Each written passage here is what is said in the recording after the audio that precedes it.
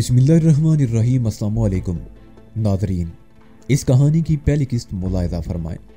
पत्थर की तरह सख्त, मौत की तरह बेरहम एक शोला जवाला शख्स की दास्तान जो लतीफ़ जज्बों से आशना था, लेकिन माफ़ करना उसकी फितरत में ये शामिल नहीं था। भारत की बदनाम ज़माना दहशतगर्द तंजीम रा ने पाकिस्तान को अपना टारगेट बना रखा है। असल में उस तंजीम की बुनियादी वजह पाकिस्तान मुखालिफ दहशत गर्दी थी। उस दहशत गर्द एजेंसी की सारी सलाहियतें पाकिस्तान के मफादात को कुचलने और पाकिस्तान की सलामती को नुकसान पहुंचाने के लिए हर घड़ी मसरूफ़ अमल रहती हैं। ये इदारा बतौर ख़ास बड़े साइंटिफिक तरीके से अपने मज़मूम मकासद की तकमील के लिए दिन रात अपनी कोशिशें जारी रखे हुए है। पाकिस्तान से खुसूसन नौजवानों को अगवा करके उनकी ब्रेन वॉशिंग की जाती है और फिर उन्हें पाकिस्तान के खिलाफ दहशत गर्दी के लिए इस्तेमाल किया जाता है। जेर नजर दास्तान में इसके मरकजी किरदार नज़ीर मोहम्मद नाजी को भी भारतीय एजेंसी रा की करता धरता बेमिसल हसीन नौजवान बेला नामी लड़की के जरिए अगवा करके भारत ले जाया गया, मगर वो उनके चुंगल से आजाद होकर रोपोश हो गया और फिर उसने उस तंजीम की ईंट से ईंट बजाने के लिए अपनी जिंदगी वक्फ कर दी। और यहीं से कहानी अपनी सनसनी खेदी की इर्तगाई मनाजिल की तरफ परवाज कर जाती है। मंदिरों की सियासत, उनका अंदरूनी माहौल, पंडितों पुजारियों और कदम कदम पर तलीसम बखेरती खूबसूरत दासियों के शब रोज को कुछ इस अंदाज से उजागर किया गया है कि सुनने वाले हैरान रह जाएंगे। भारत में नज़ीर मोहम्मद नाजी की जिंदगी में कई लड़कियां आईं जिन्होंने उसकी मदद भी की। इस दिन में राधा, अलका और रत्ना के नाम खास तौर पर काबिल जिक्र हैं। मिलाकर कदम कदम पर यह नौजवान राह की जड़ें खोखली करता हुआ और मौत से आंख मचोली खेलता हुआ किसी न किसी तरीके से भारत की सरहद पार करके पाकिस्तान में दाखिल हो जाता है, मगर अपनी सरजमीन पर भी किसी ने उसे चैन नहीं लेने दिया। वो भारत में राह की तरफ से एक फहरिस्त हासिल करके लाया था जिसमें 11 पाकिस्तानी गद्दारों के नाम शामिल थे जो भारत के आलाकार बने हुए थे। या वो उनसे बरसरे बेकार हो जाता है और फिर नए हंगामे जन्म लेने लग जाते हैं। पाकिस्तान में नाजी के हवाले से ताबिंदा, नरगस और ईरानी दोशीजा और रेडियो के नाम काबिल जिक्र हैं, जबकि जराइम की दुनिया से ताल्लुक रखने वाली एक सरकश लड़की रजिया का नाम नाजी के सबसे बड़े दुश्मन के तौर पर सामने आता है। इसके अलावा कहानी के वो गोशे जिनके बगैर कहानी का तारुफ मुकम्मल नहीं होता। ईरानी दोशीरा अरेनी के हवाले से इनकलाब ईरान और उसका पस मंजर और नवादरात की स्मगलिंग करने वाले गिरोह के दरमियान एक शहजादी की 2500 साल पुरानी लाश की खरीदो फरोख्त की कश्मकश इस कहानी का सरमाया है। उम्मीद है कि ये कहानी आपको जरूर पसंद आएगी। वो कमरा 8 बाई 8 फुट से ज्यादा बड़ा नहीं था। संगलाग दीवारें, गर्दलूद फर्श, सामने लोहे की मोटी मोटी सलाखों वाला दरवाजा और पिछली दीवार में तकरीबन 12 फुट और ऊपर 15 इंच लंबा और 8 इंच चौड़ा रोशनदान, उसमें भी लोहे की मोटी मोटी सलाखें लगी हुई थी। अगर उस रोशनदान में सलाखें ना भी होती तो मेरी सेहत पर कोई असर नहीं पड़ सकता था, क्योंकि बिल्ली का बच्चा तो शायद उसमें से गुजरने में कामयाब हो जाता, मगर मैं बिल्ली का बच्चा नहीं था, इंसान था। 5 फुट 7 इंच कद और सेहतमंद जिस्म मुझ जैसे अट्टे कट्टे आदमी के लिए उस रोशनदान से गुजरने का तस्वुर करना भी दुनिया की सबसे बड़ी हमाकत होती। उस रोशनदान का एक फायदा जरूर था कि मशरिकी रुख पर होने की वजह से दिन के वक्त वहां से कुछ देर के लिए धूप और रोशनी आ जाती थी और मैं आसमान के कुछ हिस्से का नजारा कर सकता था। सलाखों वाले दरवाजे के सामने एक तंग सी रायदारी थी जिसकी वजह से दिन के वक्त भी कमरे का माहौल नीम तारीक सा रहता था।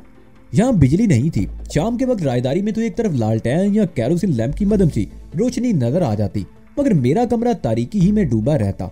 गुज़िश्ता 3 दिनों के दौरान मेरे कमरे में रोशनी का बंदोबस्त भी नहीं किया गया था। शायद इसकी जरूरत नहीं समझी गई थी। जी हाँ, मैं पिछले 3 दिन से पत्थरों की दीवारों वाले इस कमरे में कैद था और मेरी निगरानी करने वालों के दिल इन पत्थरों से भी ज्यादा सख्त थे। इन 3 दिनों के दौरान उन्होंने एक मर्तबा भी मुझे इस कमरे से बाहर नहीं निकाला था और इस अरसे के दौरान मैं इस कमरे के चप्पे चप्पे का जायजा ले चुका था, बल्कि चप्पा चप्पा नाप चुका था और फर्श पर बिछी हुई धूल मेरे पैरों से साफ हो चुकी थी। एक तरफ दीवारें धुएं से काली थी, उन दोनों दीवारों की सिंगम पर फर्श पर 3 पत्थर रखकर चूल्हा सा बना हुआ था जिसमें शायद बरसों पुराने बिछे हुए कोयले और राख पड़ी हुई थी। उन कोयलों और राख पर भी धूल की तह जमी हुई थी और इसी वजह से मैंने अंदाजा लगाया था कि यहाँ आग बरसों पहले नहीं तो महीनों पहले जलाई गई होगी। दूसरे कोने में 3 फुट लंबा और इतना ही चौड़ा सीमेंट का खड़ा 3 इंच ऊंचा चबूतरा सब बना हुआ था। उस कमरे की ढुलान दीवारों की नुक्कड़ की तरफ थी। दीवार में खुरे की सतह से जरा नीचे 3-4 इंच का गुराई का सुराख था जिससे खुरे में बहने वाला पानी बाहर निकल जाता था। खुरे में एक तरफ प्लास्टिक की बगैर हैंडल की बड़ी सी बाल्टी रखी हुई थी जिसमें पानी भरा हुआ था और प्लास्टिक का एक गिलास किसी मुर्दा मछली की तरह पानी की सतह पर तैर रहा था। उन 3 दिनों के दौरान मैं अपनी खार फितरी जरूरत के लिए वो खुरा ही इस्तेमाल कर रहा था। मैं उसका आदी भी हो गया। 3 दिन पहले जब मुझे एक बंद वैन में डालकर यहाँ लाया गया था तो उस वक्त शाम का धुंधलका फैल रहा था। सफर के दौरान मेरी आंखों पर पट्टी बंधी हुई थी। उसके बावजूद मैंने ये अंदाजा लगा लिया था कि तकरीबन 3 घंटों का ये सफर किसी वीराने में तय हुआ था, क्योंकि इसी दौरान मुझे किसी और गाड़ी के करीब से गुजरने की आवाज तक सुनाई नहीं दी थी। मेरी आंखों की पट्टी उस वक्त खोली गई जब वो बंद वैन अपना सफर खत्म करके उस इमारत के कंपाउंड में रुक गई थी। आंखों पर से पट्टी खुल जाने के बाद भी मैं देर तक कुछ नहीं देख सका था। एक लम्हे को तो मेरे दिल में ये ख्याल उभरा कि मेरी बेनाई तो ज़ाहिर नहीं हो गई। 2-3 मरतबा आंखें मलने के बाद ये एहसास हुआ कि मेरी आंखों की रोशनी तो कायम थी, अलबत्ता दिन की रोशनी गायब थी। मैं वैन के करीब खड़ा इधर उधर देखने लगा। ये बड़े बड़े पत्थरों से बनी हुई कदीम तर्ज की कोई इमारत थी। बहुत वसी व अरीज कंपाउंड था। फसील नुमा दीवारें काफी ऊंची थी जो जगह जगह से टूटी फूटी नजर आ रही थी। बिल्कुल सामने वो इमारत थी जिसका तर्ज तामीर देखकर पुराने जमाने के राजपूत राजों महाराजों का तस्वुर जहन में उभरता था। ऐसी इमारतें इंडियन फिल्मों में अक्सर देखने में आती हैं। मैंने बहुत सी इंडियन फिल्में देखी हैं। वैसे हम पाकिस्तानी भी अजीब है। हिंदुस्तान से हमारी खुली दुश्मनी है, मुतअद्दिद जंगें हो चुकी हैं।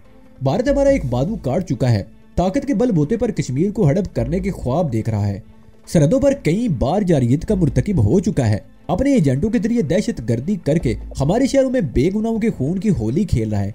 पाकिस्तान की सलामती के खिलाफ भारतीय हुक्मरानों की साजिश का चक्कर गादी के चरखे की तरह चलता रहता है।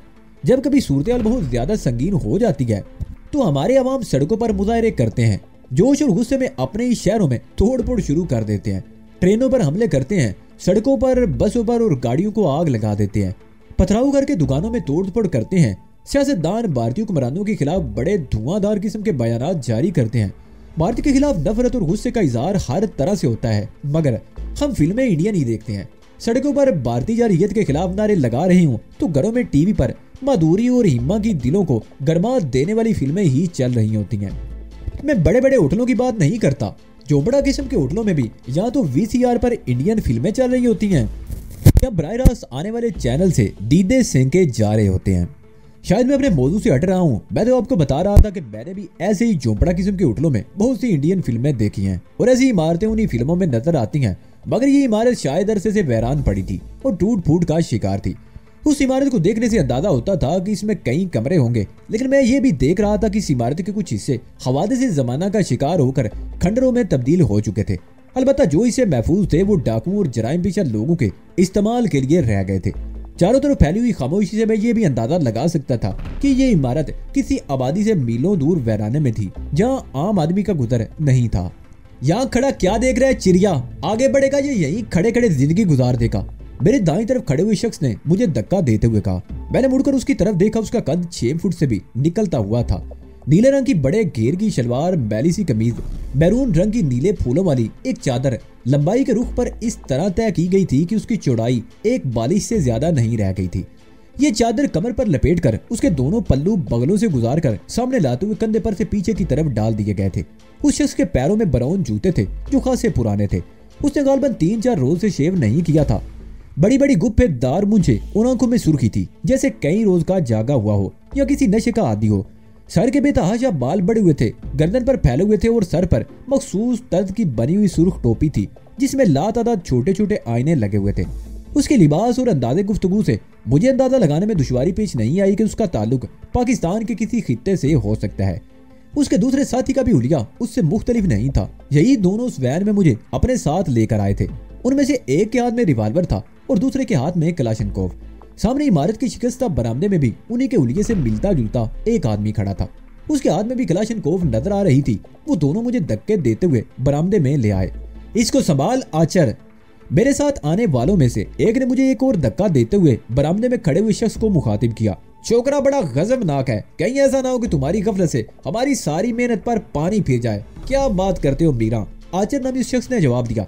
आचर के हाथ आया हुआ तो बाद भी चिड़िया की तरह फड़फड़ाता रह जाता है। ये छोकरा क्या है, इसे तो मैं ऐसा संभालूंगा कि खुद इसे भी खबर नहीं होगी कि ये कहाँ है, और अगर इसने आचर से पंजा लड़ाने की कोशिश की तो ऐसी मार लगाऊंगा कि मरते दम तक मेरा नाम नहीं भूलेगा। और फिर उसने अपने कहे हुए पर अमल भी शुरू कर दिया, जिसके लिए मैं तैयार नहीं था। तैयार होता भी तो भला उसका क्या बिगाड़ लेता। मैं उनका कैदी था।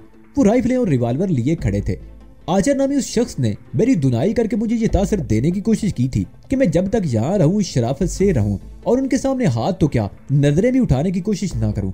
आचर की पिटाई से मेरे होंठों से खून बह निकला, जिसे मैं बार बार कमीज की आस्तीन से पोंछ रहा था। वो मुझे धक्के देते हुए एक शिकस्ता मोहराब में दाखिल होकर एक तंग और तारीक सी रायदारी में आ गए। एक कमरे के सामने से गुजरते हुए मैंने खुले दरवाजे से अंदर झांक लिया था। कमरे में किसी जगह कैरोसिन लैंप की लालटेन जल रही थी। फर्श पर 2 बिस्तर लगे हुए थे। कुछ और चीजें भी नजर आई। उससे आगे वाले 2 कमरों की दीवारें टूटी थी, अलबत्ता उनके बाद कमरा ठीक था। उसका दरवाजा लोहे की मोटी सलाखों का था, कुंडा भी तकरीबन 2 इंच मोटा, जो दीवार में घुसा हुआ था। उस दीवार में एक ताकचा सा बना हुआ था, जहाँ उस कुंडे को बड़ा सा ताला लगा हुआ था। मीरा नामी शख्स ने कलाशनकोव की नाल मेरी पुश्त से लगा रखी थी। आचार्य ने कमीज की जेब से एक रिंग निकाला। उसमें सिर्फ 2 चाबियां थी। एक तो आम साइज की थी और दूसरी निस्बतन बड़ी। उसने बड़ी चाबी से ताकचे में लगा हुआ ताला खोला और वजनी कुंडा खींच लिया। आहनी कुंडे की आवाज सन्नाटे में दूर तक फैल गई। दरवाजा खोलकर आचार्य ने उस जोर से मेरे कुलों पर लात रसीद की थी कि मेरे मुंह से बेइख्तियार हल्की सी चीख निकल गई और मैं लड़खड़ाता हुआ मुंह के बल गिरा। अगर मैं फौरन ही अपने दोनों हाथ आगे ना कर लेता तो चेहरा फर्श से टकराता और एक आध दांत जरूर अपनी जगह छोड़ देता। आचार्य नामी उस शख्स ने बिला वजह मेरी पिटाई करके अपने लिए मेरे दिल में नफरत पैदा कर दी थी और मैं जानता था कि मुझे उससे पंजा लड़ाने का मौका जरूर मिलेगा। जब किसी के लिए दिल में नफरत और कदूरत हो तो उससे 2 हाथ करने में मजा भी आता है। बिला वजह किसी पर हाथ उठाना बेमजा सी बात थी। दर से आईनी दरवाजा बंद हुआ, फिर वजनी कुंडे के हिलने और ताला लगने की आवाज सुनाई दी। उसके साथ ही आचार्य की आवाज भी मेरी समाज से टकराई। इस वक्त तो आराम से सो जा छोकरे, सुबह सवेरे तुमसे कचहरी करेंगे। आराम से सो जाने की बात उसने ऐसे कही थी जैसे मैं उसका वीआईपी मेहमान था और बड़े आराम और एहतराम से ख्वाबगाह में पहुंचा दिया गया था, जहाँ नरम और मखमली बिस्तर मेरा मुंतजिर हो। और मेरा बिस्तर गर्द आलूद और नाहमवार फर्श था। कमरे में गहरी तारीकी थी। मैं उठकर बैठ गया। चंद लम्हे हवास मुइते में करने की कोशिश करता रहा, फिर हाथ फैलाकर अपने इतराफ में टटोलने लगा। फर्श की ईंटें जगह जगह से टूटी और उखड़ी हुई थी और गर्द की खासी दबीज तय थी। मैं अंधों की तरह टटोलता हुआ दीवार के पास पहुंच गया। पहले मैंने सोचा कि उठकर टटोलते हुए पूरे कमरे का जायजा लूं, फिर यह इरादा मुलतवी कर दिया। कमरे में घूर अंधेरा था, हाथ को हाथ सुझाई नहीं दे रहा था। अंधेरे में चलते हुए कोई हादसा भी पेश आ सकता था। मैं दीवार के साथ टेक लगाकर बैठ गया, टांगे आगे को फैला ली और खून टटोलने लगा। खून रिसना अगरचे बंद हो गया था, लेकिन तकलीफ बदस्तूर थी। मैं इस वक्त कुछ सोचने की पोजीशन में नहीं था। कमबख्त आचार्य ने मेरी पिटाई में बड़ी बेरहमी से काम लिया था। 1-2 मुक्के सर पर भी लगे थे, जिससे दिमाग में धमाके हो रहे थे। उस वक्त मुझे तारीख कमरे के बारे में कुछ मालूम नहीं था, लेकिन मेरे ख्याल में उसकी पिछली दीवार में कोई रोशनदान भी था जहां से हवा आ रही थी। अगर दरवाजा लकड़ी का होता तो बंद कमरे में घुटन होती, मगर उस वेंटिलेशन की वजह से घुटन तो नहीं थी, अलबत्ता गर्मी का एहसास हो रहा था। मेरी कमीज पसीने में तर होने लगी थी। अगर बात सिर्फ गर्मी की होती तो काबिले बर्दाश्त थी, मगर इस अंधेरे में तो मुझ पर एक क़यामत टूट पड़ी थी। मच्छर जो बड़ी बेदर्दी से मेरा खून चूस रहे थे। मच्छरों को मारने के चक्कर में मैंने थप्पड़ मार मार कर अपनी गर्दन भी सुझा ली थी। हाथों की पुश्त का भी यही हाल था और चेहरे का भी। जिस्म से चिपकी हुई कमीज भी उन कमबख्तों के रास्ते में रुकावट नहीं बन सकी थी। तकरीबन 1 घंटे बाद कंपाउंड में वैन का इंजन स्टार्ट होने की आवाज सुनाई दी और फिर वो आवाज बतदरीज मालूम होती चली गई। मुझे साथ लाने वाले या तो दोनों वापस चले गए थे या उनमें से कोई एक रह गया था। और थोड़ी देर बाद रायदारी की तरफ से बातों की आवाज सुनाई दी तो अंदाजा हो गया कि एक आदमी आचर के पास रह गया था और दूसरा वापस चला गया था। लेकिन उनके 1 या 2 होने से फिलहाल मुझ पर कोई फर्क पड़ने वाला नहीं था। वो दोनों शायद अपने कमरे में चले गए थे। कोई आवाज सुनाई नहीं दे रही थी। सन्नाटा था, रूह की गहराइयों में उतर जाने वाला सन्नाटा। लेकिन शायद मैं गलत कह गया। मच्छरों की ललकार बदसूर मेरे कानों में गूंज रही थी और उनसे बचने की कोशिश में मैं अपने आप को तमांचे मार रहा था। वक्त की रफ्तार जैसे थम गई थी। लम्हे सदियां बनकर बीत रहे थे। मैं दुआएं मांगता रहा कि जल्द से जल्द रात बीत जाए, लेकिन नज़ामे कुदरत किसी कोई ख्वाहिश का ताबे नहीं होता। वक्त का पहिया तो अपनी रफ्तार से चलता है, उसमें कभी फर्क नहीं आता। किसी सियाने ने ठीक ही कहा है कि नींद तो फांसी के तख्ते पर भी आ जाती है, और मैं इस वक्त ना तो फांसी के तख्ते पर था और ना ही मेरे गले में फंदा। नींद ने आखिरकार मुझे दबोच लिया और मैं दीवार के करीब गर्दालूद फर्श पर दराज हो गया। मेरी आंखें खुद बखुद बंद होती चली गईं।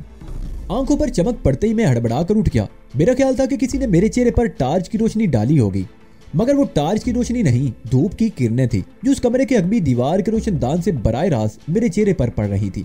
मैं उठकर बैठ गया और एक जोरदार किस्म की अंगड़ाई ली और कमरे का जायजा लेने लगा। कमरे के बारे में मैं आपको बता चुका हूँ, लेकिन इस वक्त यहाँ पानी की बाल्टी नहीं थी, वो बाद में आई थी। मैं 2-4 मिनट अपनी जगह बैठा रहा, फिर दरवाजे के करीब आ गया। दोनों हाथों से सलाखों को पकड़कर हिलाने जुलाने की कोशिश की। खासा मजबूत दरवाजा था। मेरा ख्याल था कि यह कमरा इमारत की तामीर के वक्त से ही बंदी खाने के तौर पर इस्तेमाल होता रहा था। मैंने सलाखों से मुंह लगाकर रायदारी में झांकने की कोशिश की, मगर ज्यादा दूर तक नहीं देख सका था। मैंने कल दोपहर को खाना नहीं खाया था और इन कमबख्तों ने आज रात को भी यहाँ मार ही खिलाई थी, और जाहिर है मार से पेट तो नहीं भरता। इस वक्त पेट में कुछ ईंठन सी महसूस हो रही थी। आचर, मीरा, मैं जोर जोर से पुकारने लगा। गुज़िश्ता रात उनकी बातों से यही दो नाम मालूम हुए थे। क्या बात है चिड़िया, क्यों खब मचाता पड़ा है? 1 मिनट बाद ये आचर नाम का वो शख्स दरवाजे के सामने आ गया। कुछ खाने का दोस्त आई, पेट में आग सी लगी हुई है। तुम लोग अपने मेहमानों को ऐसे ही भूखा रखते हो क्या? मैंने कहा। खुद तो नवाब साहब 10 बजे तक सोया है और बात हमको सुनाता है। आचर ने खा जाने वाली नजरों से मेरी तरफ देखते हुए कहा, उधर बैठो, मैं भी तेरे लिए कुछ खाने को लाता हूँ। आचर वापिस चला गया। मैं सलाखों से लगा खड़ा रहा। तकरीबन 10 मिनट बाद वो दोनों वापस आए। दूसरा मीरा था और इस मर्तबा आचर के कंधे पर राइफल नजर आ रही थी, जबकि मीरा ने पानी से भरी बाल्टी उठा रखी थी। आचर ने राइफल मीरा के हवाले कर दी, जिसने राइफल ही से मुझे पीछे हटने का इशारा किया। मैं रोशनदान वाली दीवार से लगकर खड़ा हो गया। आचर ने दरवाजा खोलकर राइफल खुद संभाली और मीरा को इशारा किया। वो पानी से भरी हुई बाल्टी उठाकर कमरे में आ गया। उसकी नजरें मेरी तरफ थी और आचर ने भी मुझे राइफल की जद पर ले रखा था। उसका ख्याल था कि मैं कोई हरकत करने की कोशिश करूंगा, लेकिन मैं इत्मीनान से दीवार के साथ टेक लगाए खड़ा रहा। बाल्टी कुरे में रखकर मीरा ने उसका हैंडल लगा लिया और बाहर चला गया। शायद उसका ख्याल था कि मैं बाल्टी के हैंडल को किसी वक्त हथियार के तौर पर इस्तेमाल करने की कोशिश करूंगा, लेकिन कमरे में कोने में पड़े हुए चूल्हे के पत्रों को वो दोनों ही भूल गए थे। आचर ने बड़ी तेजी से दरवाजा बंद करके ताला लगा दिया और वो दोनों वापस चले गए। मैं मुस्कुराता हुआ खुरे की तरफ बढ़ गया। होंठों पर जमा हुआ खून साफ किया, मुंह पर पानी के 2-3 छींटे मारे और गिलास भरकर पानी पी लिया। मैंने मुंह पूछने के लिए पैंट में उड़सी हुई कमीज खींचकर बाहर निकाली, चेहरा नीचे झुकाया, फिर इरादा बदल दिया। गर्द-आलूद फर्श पर सोने से कमीज बहुत गंदी हो रही थी। इस मर्तबा उनकी वापसी में तकरीबन 20 मिनट लग गए। मियाँ ने एक चंगेर उठा रखी थी, जिसमें तवे की पकी हुई एक मोटी सी रोटी और बहुत गंदे प्लास्टिक के मग्गे में कहवा था। मैं दीवार से टेक लगाए खड़ा था। दरवाजे में खड़े हुए आचर ने मुझे राइफल की जद पर ले रखा था। मैं गहरी नजरों से बारी बारी उन दोनों की तरफ देख रहा था। ऐसी सूरत में कोई पंगा लेना खुदकशी के मुतरादिफ था, लेकिन मैंने फैसला कर लिया था कि अगर कोई मौका मिला तो उसे जाया नहीं करूंगा। मीरा मेरी तरफ देखता हुआ आगे बढ़ा। कमरे के वस्त में पहुंचकर वो रुक गया। कमरे के अंदर तक चले आना उसकी बहुत बड़ी गलती थी। वो चंगेर फर्श पर रखने के लिए झुका, अब या कभी नहीं। मैंने फौरन ही फैसला किया। एक नजर दरवाजे में खड़े हुए आचर की तरफ देखा। मीरा ने एक गलती तो ये की थी, वो कमरे के वस्त तक चलाया था, और दूसरी इससे भी बड़ी गलती ये थी कि मेरे और आचर के दरमियान आ गया था, और मैंने इस मौके से पूरा फायदा उठाया और एक लम्हा जाया किए बगैर झुकते हुए मीरा की तरफ छलांग लगा दी। मैंने मीरा पर छलांग इस तरह लगाई थी कि गिरफ्त में लेते हुए उसे अपने साथ ही रखा था। चंगेर उसके हाथ से छूटकर गिर गई।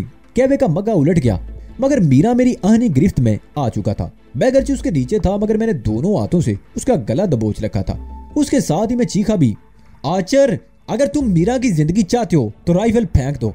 एक लम्हे की भी ताखीर की तो मैं इसका गला घूंट दूंगा। तेरी तो। आचर के मुंह से गलीज गालियों का अंबार उबल पड़ा। वो मेरी माँ, बहन और खानदान भर की खवातीन से जबानी तौर पर गैर इखलाकी रिश्ते जोड़ रहा था। फिर वो भी आगे को लपका। मीरा अगरचे कद काट में मुझसे ज्यादा था, मगर मेरे शिकंजे में आ चुका था। मैं एक झटके से उठ गया और उसे अपनी डाल बनाते हुए दीवार के साथ टेक लगा ली। वो अपने आप को छुड़ाने की कोशिश कर रहा था, मगर उसके गले पर मेरी गिरफ्त खासी मजबूत थी। आचर ने मुझे डराने के लिए छत की तरफ राइफल का ब्रेस्ट मार दिया, लेकिन मैं खौफजदा नहीं हुआ। वो गालियां बकता हुआ करीब आ गया और राइफल के बट से मुझे जरब लगाने की कोशिश की, मगर मैं बड़ी तेजी से एक तरफ हट गया और मीरा को आगे कर दिया।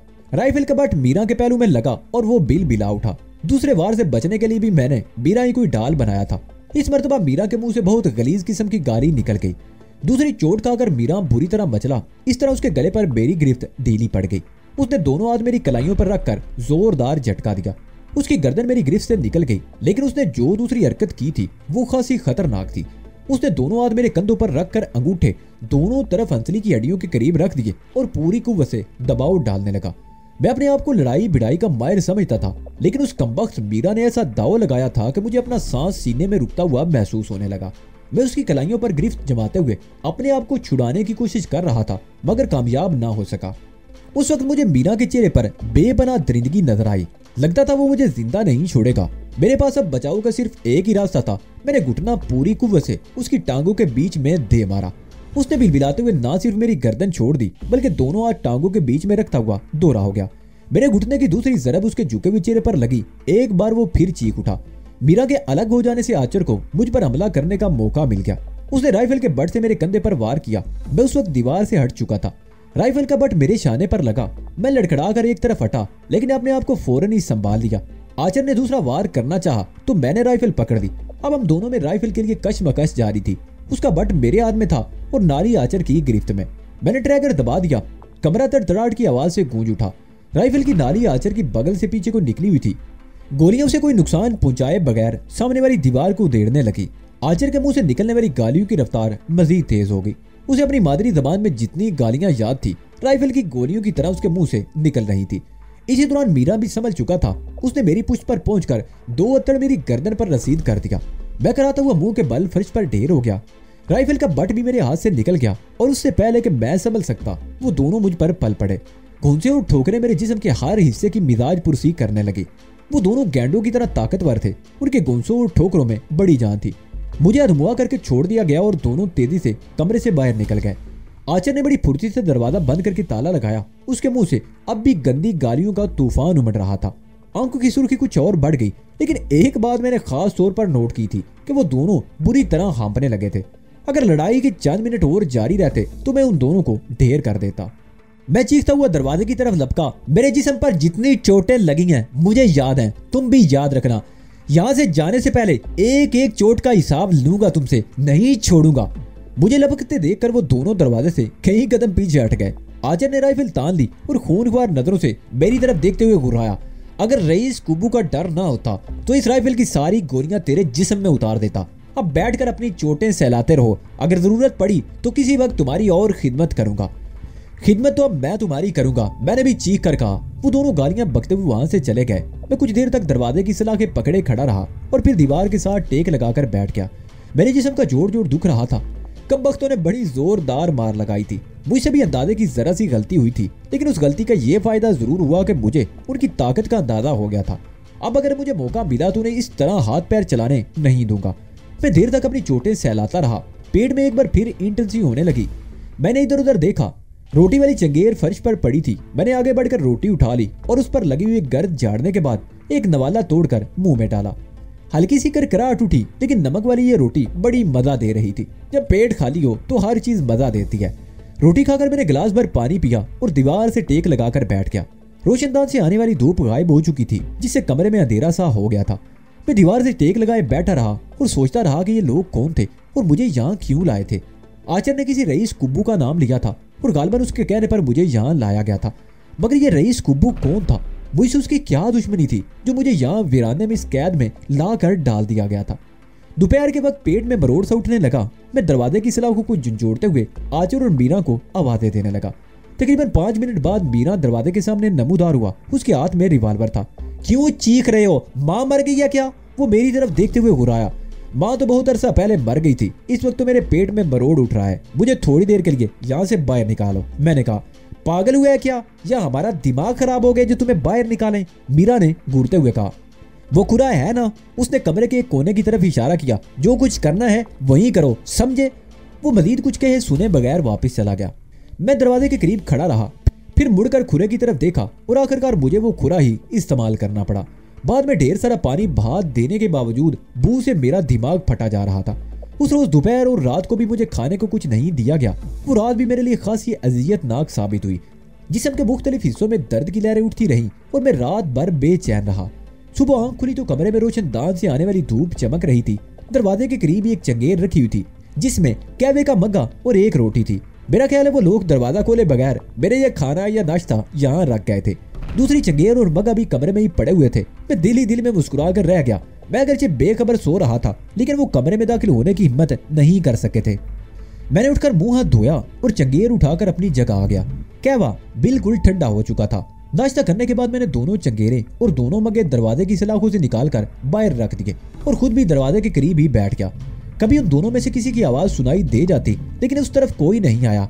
चंगेरे और मग्गे भी सारा दिन वहीं पड़े रहे। शाम से जरा पहले मुझे खाने के लिए सिर्फ एक रोटी दी गई। मोटी मोटी ये रोटियां गालबन आचर ही पकाता था। सालन वगैरह का शायद यहाँ कोई तसव्वुर नहीं था। मुझे इस कोठरी में कैद हुए 3 दिन हो चुके थे और इन 3 दिनों के दौरान उन दोनों में से कोई भी मेरे कमरे में दाखिल नहीं हुआ था। एक तजर्बा हो जाने के बाद वो लोग किसी किस्म का रिस्क लेने को तैयार नहीं थे। और इन 3 दिनों में मेरी हालत बहुत उबतर हो चुकी थी। मुझे अपने आप से घिन आने लगी थी। वो चौथे दिन की शाम थी। खाने में मुझे हस्बे मामूल वही एक नमकीन रोटी दी गई थी।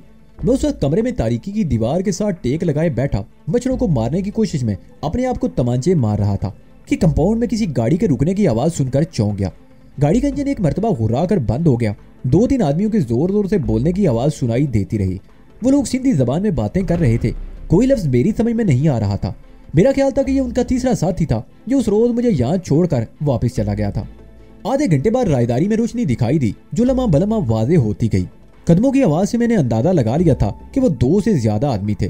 सिर्फ 1 मिनट बाद वो दरवाजे के सामने पहुंच गए। मेरा अंदाजा दुरुस्त निकला, वो 3 थे। आचर, मीरा और तीसरा नया चेहरा था। मीरा के एक हाथ में रिवाल्वर और दूसरे हाथ में लालटेन थी।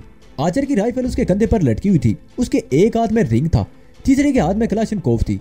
मेरा ख्याल था वो लोग मुझे इस कोठरी से बाहर निकालेंगे। मीरा ने चाबी वाला हाथ आगे बढ़ाया ही था, लेकिन तीसरे आदमी ने उसे रोक दिया। वो गहरी नजरों से मुझे देख रहा था। उसका उलिया भी उन्हीं जैसा था और आंखों में सुर्खी थी। वो दरवाजे के सामने खड़े अपनी जबान में बातें करते रहे। मैं उनकी गुफ्तगू का मतलब तो नहीं समझ सका, लेकिन बातों से तीसरे आदमी का नाम मालूम हो गया था। वो मुकद्दम था। कुछ देर बाद वो लोग वापस चले गए। मेरे सर में इस वक्त बड़ी शिद्दत का दर्द हो रहा था। मैंने दोनों बाजू घुटनों पर रखे और उन पर सर टिका कर ऊँगने लगा। मुझे नहीं मालूम कब दरवाजा खुला और कब वो लोग अंदर आए, मगर मेरे पहलू में लगने वाली ठोकर बड़ी जोरदार थी। मैं बिलबिलाता हुआ उलट गया। संभलने से पहले ही एक और ठोकर पड़ी। उसके साथ ही आचर की घुर्राती हुई आवाज सुनाई दी, चल उठ, मगर ख्याल रखना, अब कोई बहादुरी दिखाने की कोशिश की तो इस राइफल की सारी गोलियां तेरे जिस्म में उतार दूंगा। उसकी राइफल का रुख मेरी तरफ था। मुझे ठोकर भी उसी ने मारी थी। आचर, मैंने उठते हुए दांत कुछ खिंचाते हुए कहा, तुम अपने लिए मुश्किलें पैदा कर रहे हो। मुझे किसी न किसी वक्त मौका जरूर मिलेगा और फिर मैं एक एक चोट का बदला लूंगा। दिमाग तो देखो हरामी का। आचर ने एक और ठोकर मारी। मार खा रहा है और धमकियां भी दे रहा है। मौका मिलते ही मैं इन धमकियों पर अमल भी करूंगा, मैंने जवाब दिया। मुकद्दम और मीरा ने भी मुझे अपने हथियारों की जद में ले रखा था। लालटेन दरवाजे के बाहर पड़ी हुई थी। वो तीनों आदमी मुझे राइफलों की जद पर लिए कमरे से बाहर आए। मीरा ने लालटेन उठा ली। आचर मुझे बार बार ठोकरें मार रहा था। शायद कोई नफसियाती गिरा उसे निहत्ते और बेबस लोगों पर हाथ उठाने का शौक था, और मैं दावे से कह सकता था कि अगर वो मेरे हाथ लग गया तो 2-4 हाथ खाने के बाद ही कदमों पर गिरकर जिंदगी की भीख मांगने लगेगा। वो लोग मुझे कंपाउंड में ले आए। दूसरे कमरे के सामने से गुजरते हुए मैंने देखा कि दरवाजा बंद था और ताला लगा हुआ था। कंपाउंड में बगैर हुड वाली एक जीप खड़ी थी। उसके पिछले हिस्से में आमने सामने 2 लंबी सीटें थी। उन सीटों और ड्राइविंग सीट के दरमियान ऊपर एक पाइप लगा हुआ था जिसमें सर्च लाइट की तरह 2 लाइटें नस्ब थी। उस पाइप से 2 पाइप पीछे की तरफ पीछे लगे हुए थे। मुझे पीछे वाली सीट पर बिठा दिया गया। मेरी दाएं हाथ में हथकड़ी लगा दी गई। हथकड़ी का दूसरा हिस्सा पाइप से लगा दिया गया। हथकड़ी की चाबी आचर ने अपनी जेब में डाल ली। मीरा मेरे सामने वाली सीट पर जरा हटकर बैठ गया। उसने लालटेन बुझाकर करीब ही एक शिकस्ता दीवार पर रख दी थी। मुकद्दम ने ड्राइविंग सीट संभाल ली और आचर पैसेंजर सीट पर बैठ गया। इंजन स्टार्ट हुआ और जीप इमारत के कंपाउंड से निकलकर वीराने में दौड़ने लगी। जीप के हेडलैम्प्स की रोशनी में सामने तहद्दे निगाह रेत ही रेत नजर आ रही थी। ये रेत सख्त थी और कहीं कहीं झाड़ियां भी दिखाई दे रही थी। मीरा रिवाल्वर संभाले बहुत मोहतात अंदाज में बैठा हुआ था। हथकड़ी लगने के बाद मैं अगरचे बेबस हो चुका था, लेकिन उसके बावजूद वो मेरी तरफ से किसी किस्म का खतरा महसूस कर रहा था। हमारा सफर तकरीबन 1.5 घंटे तक जारी रहा। इसी दौरान सिर्फ 2 मरतबा बहुत दूर कुछ रोशनियां टिमटिमाती हुई दिखाई दी। वो यकीनन कोई छोटी बस्तियां थी, मगर हमारी जीप उनसे दूर ही से निकल गई थी। छोटी झाड़ियों की जगह अब रास्ते की दोनों तरफ कीकर के झाड़ नजर आ रहे थे जो बतदरीज गुंजान होते चले गए। ये कीकर का जंगल था। रास्ता दरख्तों में बल खाता हुआ जा रहा था। जीप की रफ्तार भी कम हो गई थी। आखिरकार कीकर का ये जंगल खत्म हो गया। उससे आगे जरी इलाका था। सड़क के दोनों तरफ खेत थे, मगर ये अंदाजा लगाना दुश्वार था कि उन खेतों में फसलें कौन सी थी। अलबत्ता ये बात जरूर थी कि उन खेतों की वजह से फिजा में कुछ खंदकी सी आ गई थी जो बड़ी बली लग रही थी।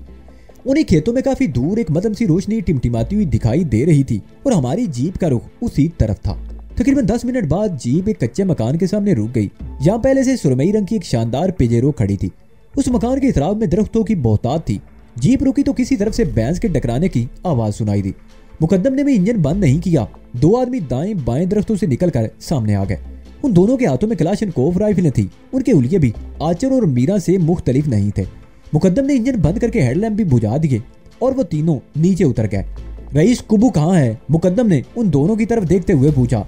रईस अंदर बैठा है, तुम्हारे इस्तकबाल के लिए यहाँ तो नहीं खड़ा होगा, उनमें से एक ने खुश्क लहजे में जवाब दिया।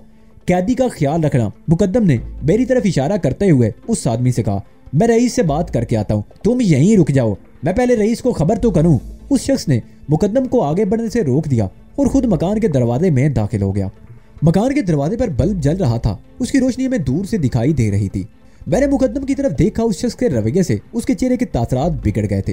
वो उजल सा होकर आचर और मीरा से बातें करने लगा। उनकी हरकत देखकर न जाने क्यों मेरे होंठों पर खफीफ सी मुस्कुराहट आ गई और मैं इधर उधर देखने लगा। मकान की दाईं तरफ शायद मवेशियों का बाड़ा था। भैंस के टकराने की आवाज भी उसी तरफ से आ रही थी और हवा के साथ गोबर की नागवार बू भी आ रही थी। मुझे अंदाजा लगाने में दुश्वारी पेश नहीं आई कि यह किसी सिंधी वडेरे का डेरा था। पिजेरो जैसी शानदार और कीमती गाड़ियां उन्हीं वडेरों और जागीरदारों के पास नजर आती हैं। ये लोग गरीब किसानों का खून चूस चूस कर जिस तरह दौलत समेटते हैं उसके बारे में सब ही जानते हैं। कड़ाके की सर्दी में और गर्मियों की चिलचिलाती धूप में जमीन का सीना चीर कर अनाज पैदा करने वाले किसान और हारी तो नान शबीना तक को मोहताज रहते हैं और ये वडेरे और जागीरदार ऐश करते हैं। लेकिन मुझे यहाँ क्यों लाया गया था? इस सवाल के साथ ही मेरे जहन में एक ख्याल उभरा। सिंध में वडेरों की प्राइवेट जेलों के चर्चे आम थे। यहाँ हारियों से दिन भर खेतों में बिगाड़ ली जाती और शाम होते ही उन्हें जेल में बंद कर दिया जाता था। गुलामों की तरह मजदूरों की खरीदो फरोख्त होती। मुझ जैसे अट्टे कट्टे और जवान आदमी मुख्तलिफ इलाकों से अगवा करके लाए जाते और यहाँ उनसे गुलामों जैसा सलूक ही किया जाता था और उनकी निजात मरने के बाद ही होती थी। और मैं सोच रहा था कि कहीं मुझे भी तो इसलिए यहाँ नहीं लाया गया कि रईस कुब्बू से मेरे पैसे खड़े कर लिए जाएं। वो आदमी तकरीबन 5 मिनट बाद बाहर आया। उसने आचर वगैरह को इशारा किया तो वो तीनों अंदर चले गए। उसके तकरीबन 10 मिनट बाद आचर मकान से बाहर आया। उसने दोनों आदमियों से कुछ कहा जिन्होंने मुझे राइफलों की जद पर ले लिया और आचर ने मेरी हथकड़ी खोल दी। मकान के उस कमरे में दाखिल होते ही मेरी आंखें हैरत से फैलती चली गईं। मैं सोच भी नहीं सकता था कि खेतों में वाकई इस कच्चे मकान का कमरा अंदर से इतना शानदार होगा। दबीज कालीन, एक तरफ किंग साइज डबल बेड जिस पर हल्के नीले रंग की सिल्की चादर बिछी हुई थी और उसके सामने आरामदेह और कीमती सोफे, एक कोने में सफेद फार्मिका की खूबसूरत अलमारी, उसके साथ ड्रेसिंग टेबल और एक तरफ खूबसूरत ट्राली पर रंगीन टीवी और निचले हिस्से में VCR रखा हुआ था। दीवारों पर खूबसूरत फ्रेमों में औरतों की उरियां और नीम उरियां तस्वीरें आवेजा थी। बहुत शानदार कमरा था। हर चीज शानदार थी और उनमें से सबसे ज्यादा शानदार जो चीज थी वो एक सोफे पर नजर आ रही थी। उसे देखकर भारतीय अदाकारा माधुरी का तस्वुर जहन में उभर आया, मगर वो माधुरी से ज्यादा हसीन थी और सोफे पर उसके बैठने का अंदाज उससे भी ज्यादा हसीन था। उसने गुलाबी रंग का शब्बे ख्वाबी का लिबास पहन रखा था। एक घुटना बिछा हुआ था और दूसरा उठा हुआ। लिबास जरा सा सिरका हुआ था और उसके अंदर कुछ गुलाबियां सी झलक रही थी। वो नाखूनों पर पॉलिश कर रही थी। उसने एक नजर मेरी तरफ देखा और फिर दूसरा घुटना भी नीचे कर लिया। दूसरे सोफे पर रईस कुब्बू खान बैठा हुआ था। वो 6 फुट कद का मालिक गोरा चिट्टा आदमी था। क्लीन शेव था, लगता था थोड़ी देर पहले ही शेव किया हो। उसने ग्रे रंग का सिफारी सूट पहन रखा था। वो गहरी नजरों से मेरी तरफ ही देख रहा था। फिर आचर की तरफ देखते हुए बोला, क्या उलिया बना रखा है, इसका मारा पीटा था क्या? इसने भागने की कोशिश की थी रईस, आचर ने जवाब दिया। मीरा पर हमला कर दिया था। अगर मैं ना बचाता तो ये उसका गला घोंट देता। थोड़ी बहुत सजा तो देनी ही पड़ती थी रईस। बड़ा गजबनाक है ये छोकरा। कोई पानी शानी भी दिया है या भूखा ही रखा हुआ है? रईस कुब्बू ने पूछा। शाम को पानी दिया था रईस, आचर ने जवाब दिया। रोशन, रईस कुब्बू ने एक आदमी की तरफ देखा। जी साईं। उसने फौरन ही रईस के सामने हाथ जोड़ दिए। इसको गुसल खाना दिखाओ और जमाल का कपड़ों का एक जोड़ा भी दे दो। मेरा ख्याल उसकी पैंट इसे पूरी आ जाएगी, रईस कुब्बू ने कहा और आचर वगैरह की तरफ देखते हुए बोला, तुम लोग बाहर जाकर बैठो, 1 घंटे बाद यहाँ से रवाना हो जाना है तुम्हें। जी साईं। आचर वगैरह ने भी हाथ जोड़ दिए और उल्टे कदमों चलते हुए कमरे से बाहर निकल गए। रोशन ने राइफल से मुझे इशारा किया। कमरे से बाहर निकलते हुए मैंने एक बार फिर सोफे पर बैठी उस क्यामत की तरफ देखा। ये मकान अंदर से खासा बड़ा था। 3-4 कुशादा कमरे थे। रोशन मुझे जिस कमरे में लेकर आया वो भी पहले से ज्यादा मुख्तलिफ नहीं था। अलबत्ता उसकी दीवारों पर बरहना तस्वीरें नजर नहीं आ रही थी। उस कमरे में दाखिल होने से पहले रोशन ने आवाज देकर अपने दूसरे साथी को भी बुला लिया था। वो मुझे राइफल की जद पर लिए खड़ा रहा और रोशन अलमारी खोलकर उसमें टंगे हुए कपड़े टटोलने लगा। उसने नीले रंग की एक पैंट और उसी रंग की टी-शर्ट निकालकर मेरी तरफ उछाल दी। गालबन यही कपड़े सबसे ज्यादा इस्तेमाल शुदा थे। वो मुझे कमरे से निकालकर मकान के अकबी सहन में ले आए, जहाँ एक तरफ गुसल खाना बना हुआ था। रोशन ने बत्ती जला दी और मुझे इशारा किया। मैंने अंदर दाखिल होकर दरवाजा बंद कर लिया। मेरी हालत देखकर दूसरों को भी कराहत महसूस होती होगी और शायद इसलिए रईस कुब्बू ने मुझे नहाने और कपड़े बदलने का हुक्म दिया था। मुझे भी कई रोज बाद नहाने का मौका मिला था और मैंने गुसल खाने में रखा हुआ पूरा ड्रम खाली कर दिया। वो मुझे एक और कमरे में ले आए। ये कमरा ड्राइंग रूम के तौर पर आरास्ता था और इसमें खालिस देहाती किस्म का खूबसूरत फर्नीचर आरास्ता था। मैं एक कुर्सी पर बैठने लगा तो रोशन चीख कर बोला, नीचे बैठो नवाबदा बच्चा। मैं कालीन पर बैठ गया। रोशन के इशारे पर दूसरा आदमी बाहर चला गया और रोशन राइफल ताने दरवाजे में खड़ा रहा। 4 मिनट बाद वो आदमी मेरे लिए खाना लेकर आ गया। भुनी हुई मुर्गी का बचा कुचा सालन था और अढ़ाई रोटियां थी। बहरहाल मैंने उस खाने के साथ पूरा इंसाफ किया। खाने के बाद मुझे गर्म गर्म चाय भी पिलाई गई। एक लम्हे को मेरे ज़हन में यहाँ से भागने का ख्याल भी आया। अगर मैं जरा सी जाने से काम लेता तो मेरी कोशिश कामयाब भी हो सकती थी, लेकिन तस्वीर का दूसरा रुख भी मेरे सामने था। ये उनका इलाका था। शिकारी कुत्तों की तरह मेरा पीछा करेंगे, या तो मुझे गोलियों से चिलनी कर देंगे या मैं दोबारा पकड़ा जाऊंगा। मैंने भागने का ख्याल ज़हन से निकाल दिया। वैसे भी इनकी बातों से मैंने अंदाजा लगा लिया था कि मुझे कहीं और भेजा जाने वाला था। उस कमरे की एक दीवार पर कलाक लगा हुआ था जिसकी सुइयां 12:30 का वक्त बता रही थी। मुझे कुछ अंदाजा नहीं था कि ये कौन सा इलाका है, लेकिन कराइन बता रहे थे कि रात का बकिया हिस्सा भी सफर करते हुए ही गुजरेगा। 1:30 बजे के करीब मुझे मकान से बाहर ले आया गया। रईस कुबून लोगों के साथ जीप के करीब खड़ा था और उसके साथ उस क्यामत को देखकर मेरी आंखों में चमक सी उभर आई।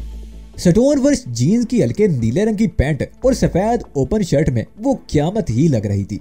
कमीज के ऊपर के 2 बटन खुले हुए थे। वो होश उड़ा देने वाला मंजर देखकर मेरे दिल की धड़कन तेज हो गई। उसी वक्त उसने भी गहरी नजरों से मेरी तरफ देखा और मैंने महसूस किया कि उसके होंठों पर खफीफ सी मुस्कुराहट आ गई थी।